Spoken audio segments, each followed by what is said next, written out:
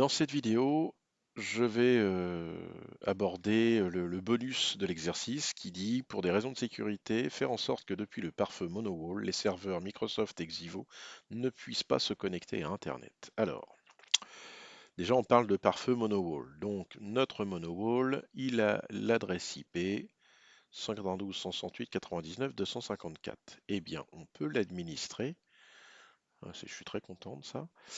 On peut l'administrer depuis une page web, donc 99.254. J'ai un identifiant admin qui est admin et le mot de passe c'est mono. C'est le mot de passe par défaut. Je me connecte et j'arrive sur une page qui ressemble à ça. Alors, l'idée est d'interdire les serveurs Microsoft et le Xivo d'accéder à Internet. Mon serveur Microsoft, serveur de fichiers, il a l'adresse IP 192.168.99.1. Le serveur COM, GLPI et Hmail, il a la 192.168.99.2 et le Xivo, la 99.3. Donc, en gros, je veux interdire ces adresses IP à pouvoir se connecter à Internet. En gros, c'est ça. Donc, dans la rubrique Firewall, j'ai des règles, rules. Je vais cliquer dessus. Par défaut, il me positionne sur les règles One.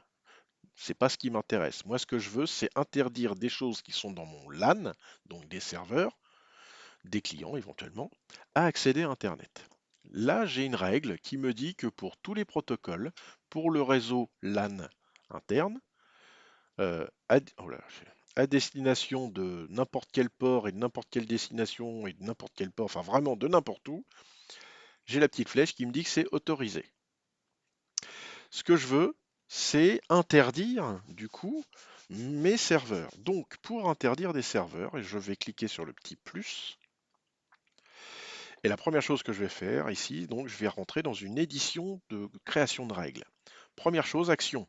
Je passe, je bloque ou je rejette. On verra un peu plus loin la différence entre bloc et reject. Là, on va faire bloc. Sur l'interface LAN, sur le protocole TCP/IP, enfin TCP, pardon, source, et là j'ai any. Alors j'ai pas any justement. Je veux interdire des machines. Donc single host or alias, donc ou une machine ou plusieurs machines. Enfin, ou une adresse IP, ou un alias. Donc là par exemple, si je veux interdire mon serveur de fichiers d'accéder à Internet, eh bien je vais mettre son adresse IP, la 99.1, et il ne peut aller nulle part. Destination any, n'importe quelle porte destination, il ne peut pas y aller. Et je vais faire un truc, je vais faire une description. Donc, SRV files, no web. Par exemple, c'est une description. Save. Il faut bien que je voie qu'ici, il faut que j'applique les changements à chaque fois que je fais une règle dans mon pare-feu. J'applique les changements. Et je vais tester. On va voir très rapidement que, alors, avant, je vais faire une petite chose importante sur mon pare-feu, enfin sur mon serveur. Je vais attendre que ça mouline.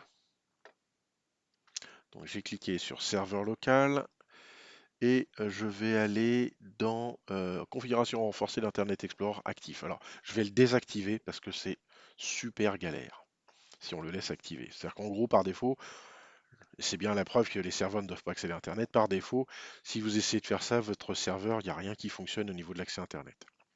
Donc ça, on va laisser comme ça. Et du coup, on va par exemple essayer de faire un google.fr. Alors, ça fonctionne. Donc là, on a un problème, puisque j'ai dit que ça ne devait pas marcher, et ça fonctionne. Alors en fait, il y a une raison très simple à ça. Des règles de pare-feu, ça fonctionne de manière séquentielle. J'ai une première règle ici qui me dit que mon réseau local peut aller où il veut. Et après, je fais une règle qui dit que mon 99.1, bah lui, il n'a pas le droit. Mais comme il y a d'abord la règle qui autorise avant la règle qui interdit, et que c'est séquentiel, bah il va d'abord autoriser. Donc si celle-là a fonctionné, il n'ira même pas lire la deuxième ligne. Donc ce qu'il faudrait, c'est qu'on mette cette ligne-là avant celle-là. Pour ça, c'est pas compliqué. On sélectionne la ligne. Alors ça, c'est vraiment sur MonoWall.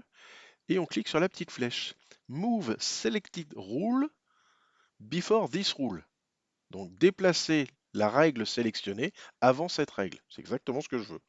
Je clique et du coup, ma règle est arrivée au-dessus. Je n'oublie pas de faire Apply Changes. Je retourne sur mon serveur de fichiers. Là, je vais faire une recherche sur tiens, bah, Enzo, je fais n'importe quoi, hein, c'est vraiment. Sauf que là, bah, j'ai rien qui se passe en attente de Google. Là, je viens de couper l'accès Internet à mon serveur. Là, il peut plus rien faire. Il peut plus du tout, hein. Oui, ça mouline, ça mouline, ça mouline, mais ça ne fonctionne pas. Vous voyez.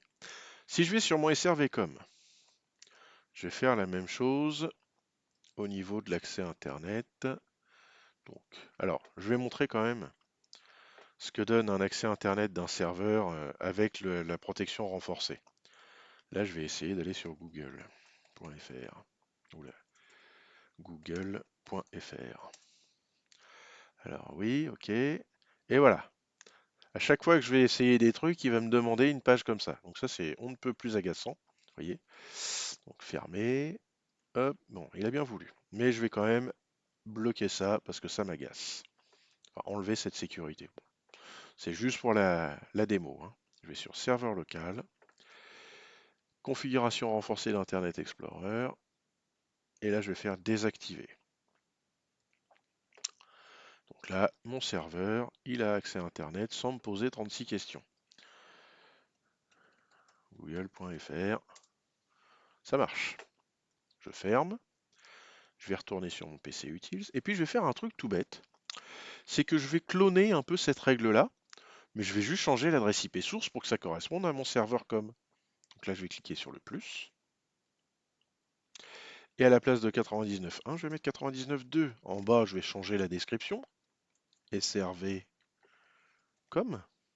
Oula, pas de S. Bon, décidément, il n'a pas envie, là. Voilà. Hop.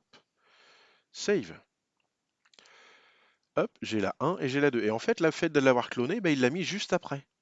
Donc c'est bien, c'est toujours avant la règle d'autorisation. J'oublie pas de faire le Apply Changes. Je retourne sur mon SRVcom et je vais essayer d'aller sur Google. Alors, google.fr. Visiblement, ça marche plus. Alors, pour mon Xivo PBX, bah, c'est à peu près la même technique. Alors, comment savoir si mon Xivo, il a Internet? C'est très simple, on va faire un truc ping www.google.fr.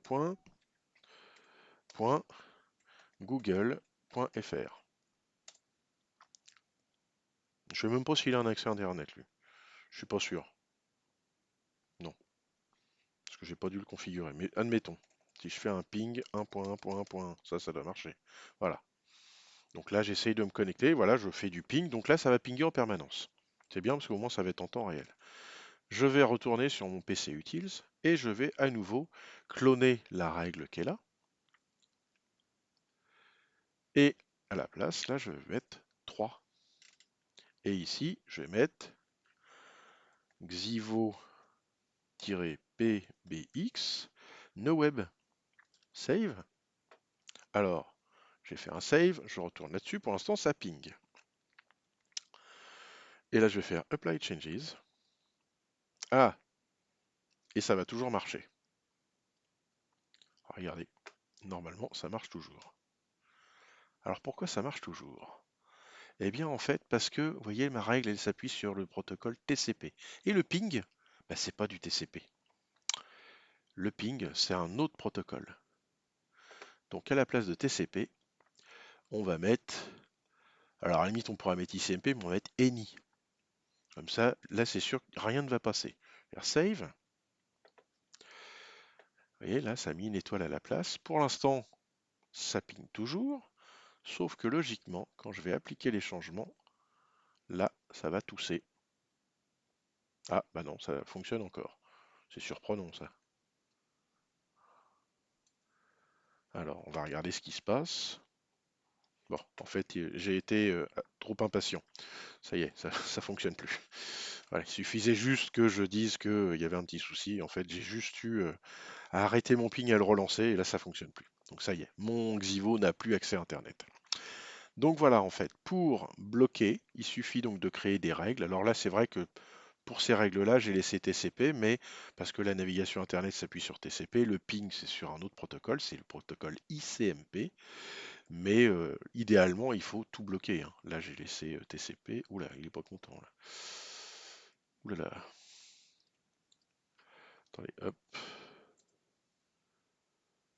Voilà, ça y est, un petit bug graphique. LAN. Et donc, du coup, j'ai dit que je voulais éditer cette règle-là. Voilà, à la place de TCP, on va mettre any. On va enregistrer. Et même chose ici, on va éditer. Et ici, je vais mettre any. Alors, on peut modifier plusieurs règles et ne faire que le apply changes à la fin. Alors attention, hein, quand on touche à ça, on peut facilement faire des bêtises. Voilà. Donc là, c'est certain, aucun de mes serveurs n'a un accès à Internet.